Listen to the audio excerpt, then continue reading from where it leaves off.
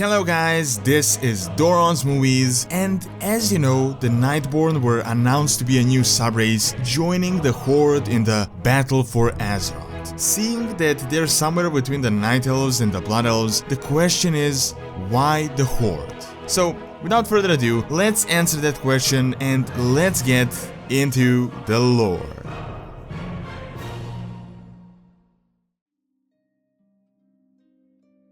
During the War of the Ancients, the mortals fought against the Burning Legion, but there was also a pretty significant civil war between the Night Elves, as it became more and more evident that Azshara was serving the Legion more than her very own people. The Highborn of Suramar were allied with Azshara, but when they realized that the Legion planned to create portals within the city, they decided to sabotage it. Grand Magistrix Elisande and her party used the Pillars of Creation to seal this monstrous gateway.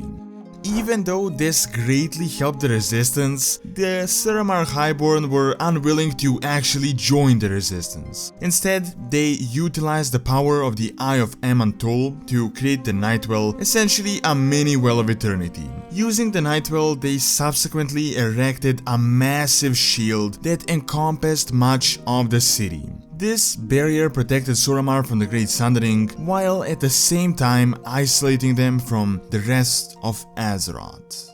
The Suramar Highborn at this point would be changed forever, evolving into a new subrace known as the Nightborne over the course of 10,000 years. Many of them actually believed that the rest of the planet was destroyed and that they were all that was left, and rightfully so because they were completely isolated. Unsurprisingly, they would run out of food pretty quickly, and now the only way they could even survive was to feed off the fount of power they created, the Nightwell. Just as was the case with the Blood Elves being dependent on the Sunwell, the Nightborne followed a similar pattern, but to an even worse extent. The Blood Elves used the Sunwell for magic and for harnessing power, while the Nightborne couldn't even survive at all without the Nightwell. The worst punishment within the new Suramar society was exile, which meant that they would be cut off from the only nourishment source. This, in turn, would lead to degeneration into the Night Fallen, and finally the Withered, an irreversible state,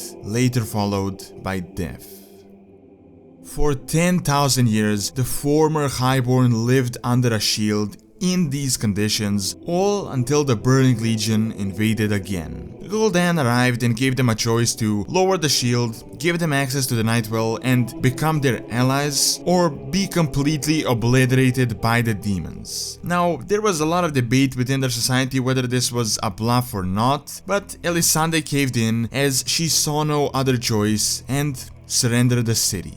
There was a failed attempt by Tel'Desra to fight against this decision, but it only led to death or exile of the rebels. Luckily, with the help of the Alliance and the Horde, more subsequent attempts would follow, ultimately leading to the actual invasion of Suramar. Finally, Grand Magistrix was defeated, and the Legion hold over the Nightborne was broken. First Arcanist Tel'Desra becomes the new leader of the Nightborne, focusing now on breaking free from the Nightwell and revitalizing her people. Now, in the battle for Azeroth, we find out that the Nightborne have joined the ranks of the Horde, which brings up the question, why?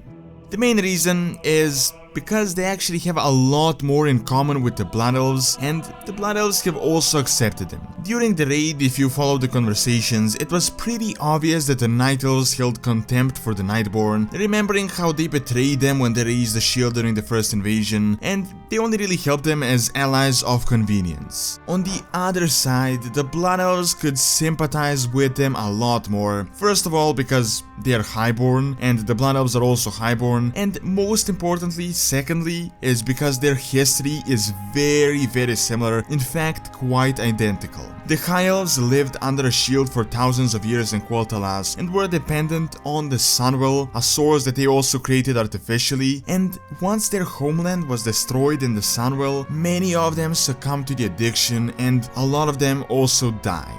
It was a serious struggle for them to get back on their feet, and the Nightborne seemed to be like them when they were at their lowest. So it makes a lot of sense for the Nightborne to follow the Blood Elves instead of the Night Elves, even though technically they're all the same people. How all of this will work out, we will have to see when the expansion is released, but it would definitely be interesting to see how the Nightborne will rise after all they had was shattered.